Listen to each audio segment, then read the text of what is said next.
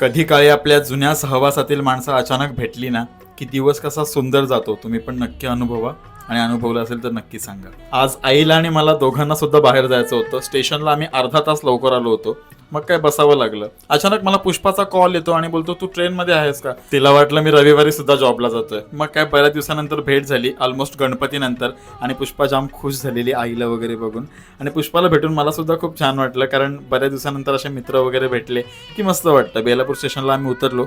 तिच्या ती वाटेला आणि माझ्या मी वाटेला निघालो. मी गेलो वाशीला, थोडंसं काम होतं ते केलं. येताना बघतो तर काय माझ्या शाळेतला जुना मित्र विनीत मला भेटला आणि माझ्यासोबत आज दुसरी एक स्पेशल गोष्ट घडली, त्यासाठी मी जास्त खुश होतो. मग मी घरी येऊन पुन्हा उलव्याला गेलो आणि माझ्या जुन्या मित्राला भेटलो, कारण आज भेटाभेटीचा दिवस होता. बोललो त्याला बिर्याणी खायला चल, पण तो बोलतोय की मला भूक नाही.